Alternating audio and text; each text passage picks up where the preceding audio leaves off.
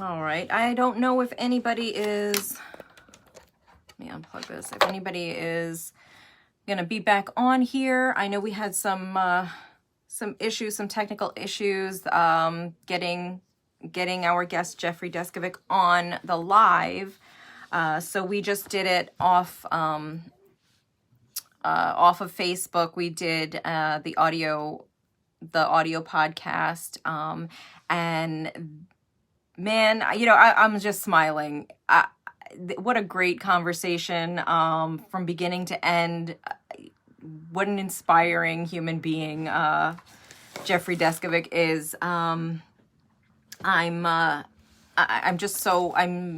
really impressed with not only the story of his struggle and what he endured, and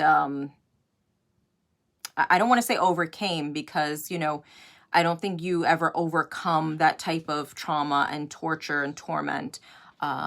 But he was convicted at he was charged at age 16. He had a forced confession, a false confession for rape and murder of a classmate. Then he went on to be convicted, even though there was DNA in the case that excluded him. It went on for years and years. His struggle went on for years and years, and you'll hear about that in the audio podcast, and I'll put up a link to that once I edit that down a little bit. But I'm just fascinated with the work that he's doing now, and he's gone on to not only advocate for others through his foundation that he began with settlement money that he was awarded because of his wrongful conviction. He is now an attorney, so he's doing great work there. And in our conversation, we just got into so many different aspects of wrongful convictions, the justice system, where we need to make changes. We have some PSAs that we put in there just for parents and minors who may be questioned by police, and how to equip our children for such encounters. And it's a sad time that we actually have to gild our children, to be prepared for facing law enforcement, but that is a reality. And I hope that we do keep our kids safe. It's obviously not all officials that we have to worry about, but the fact that there are some out there that are preying on innocent people, we have to equip them all around. So let's just keep our kids safe and let them know how they should handle certain situations. So you can, just take a listen when I put that link up. We waited a while. We were trying, it almost didn't happen. The interview almost didn't happen. So I'm just so glad that we were able to work around these technical difficulties and at least get the audio going. But yeah, he's quite an inspiration. He listed quite a few names of wrongfully convicted individuals that have been exonerated since his own exoneration. And his foundation alone has, I'm sorry, there's a fly flying around in here. My kids left the back door open. His foundation got 11 people exonerated. That's enormous. That's enormous. And I talk about the enormity of just getting a case before a judge, a wrongful conviction case before a judge, is so difficult and so complex because a lot of these cases are just rubber stamped. They want to stand firm on the initial conviction because they have to somehow justify, the time and money spent that went into that first trial, and they don't want to undo that, even if it was wrong. So it's like they'll rubber stamp that. It's like digging their heels in to just say they don't want to admit that they were wrong, so they'll bury an innocent person in that. So we need to just keep talking about these things and letting just the public know, because you might be called as a juror on a case, and you need to be educated, because guess what? The justice system isn't going to share this information with you. They're not going to expose their own flaws. It's up to people like myself, other activists, other advocates for justice reform, to let our friends and family know these things, and these mistakes sometimes are mistakes that are made. Sometimes they're intentional, criminal acts, as in my brother's case, the criminal acts that were committed by officials. They used perjured testimony. They actually perjured themselves as well in these cases, and suppressed evidence, intentionally suppressed evidence, specifically in my own brother's case, used jailhouse informants as the only source of quote unquote evidence against my brother. These things, they occur, and they occur on such a large scale. But we're only beginning to realize this. We're only beginning to be made aware of these things. They're just now being exposed. I feel like over the years, the media has not, they may have focused on wrongful convictions, but they overlooked what went into those wrongful convictions. And a lot of times that would be misconduct by officials, and that got kind of ignored. And I'm hoping that trend changes. I hope that the tide is changing now, with media and exposing these patterns with different officials.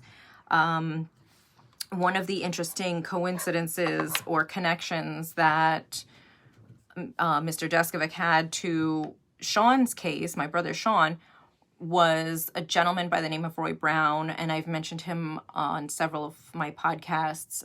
He was a wrongfully convicted individual. He was incarcerated for many years on a wrongful conviction. He fought it. He won. He was exonerated. Thankfully, there was DNA in the case that exonerated him from day one, but they ignored that.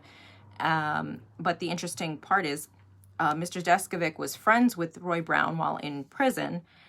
And I just shared with him this evening that the same officials who convicted Roy Brown are the same officials who convicted my brother, and they also convicted other men who were later exonerated as well. So it's these officials tend to have a pattern in their behavior and in their MOs when they are convicting or maliciously prosecuting people. So with all that being said, we really need to, if we see a pattern like that, we need to expose everything, and demand that every case touched by these individuals, these corrupt officials, be re-examined. There was a case I believe it was in Brooklyn, and under a detective, Louis Scarcella, and he had the same so-called witness in several different murder cases. And it turned out that, the same person was being called as a witness to give testimony in these murder cases. She just happened to be at that same place at the same time that a murder occurred. And it was just, she just happened to be there. Like she saw a bat signal or something and then just found her way there. It turns out that he was paying this woman with drugs. She was, she had substance abuse issues, and, she was addicted to drugs, and he was paying her with drugs to give false testimony in all these murder cases. And thankfully, someone put two and two together and said, wait a second, how is this same witness in all of these different cases? And they began to investigate, and then they demanded that, the other cases be reexamined. Anything that Detective Scarcella touched, there was a demand that everything be reexamined. And that's what I'm hoping for in my brother Sean's case, because he's not the only one who's still in prison today under those corrupt officials who, there's just so much dirt. They just did so much dirt. And, we'll go into more detail on their crimes against not only the victims that got convicted, but their crimes against us as the people who elected these officials and pay their salaries. They need to be held accountable. And if there's some statute of limitations that has run out, they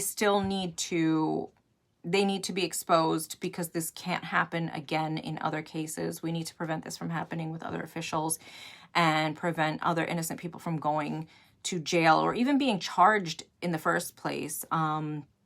Because it's really, it's rampant. And we're just now, I think, with the current, the current awareness and the communication and the fight for social justice, I think is bringing a lot of awareness now to the, the fight for justice reform as well. But, we have to keep having these conversations, keep spreading the awareness. And it doesn't matter what side you're on politically. It really doesn't matter. This is a subject that should unify more than divide. This is about innocent people. It's about victims not getting justice as well, because when you pursue an innocent person, you're leaving the public exposed to somebody who's actually committing crimes. And, in many of these cases, they're violent crimes such as, murder, rape and murder.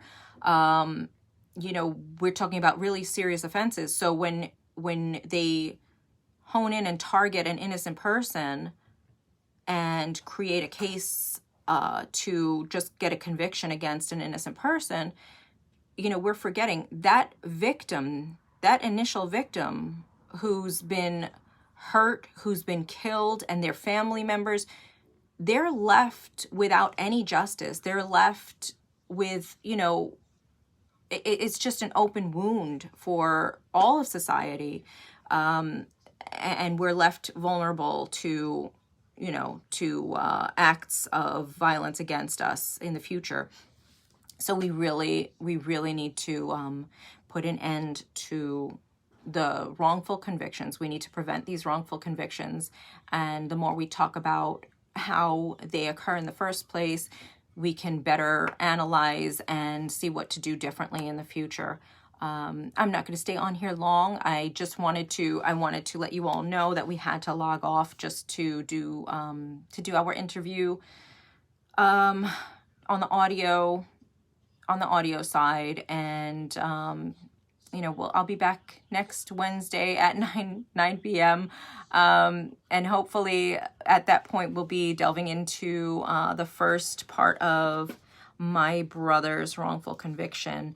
And, we'll straighten out all of our technical stuff before then. In the meantime, have a great rest of your week. Thank you so much for hanging in. And I will be back. I'll be back Wednesday at 9 p.m. Thanks again. Have a good night.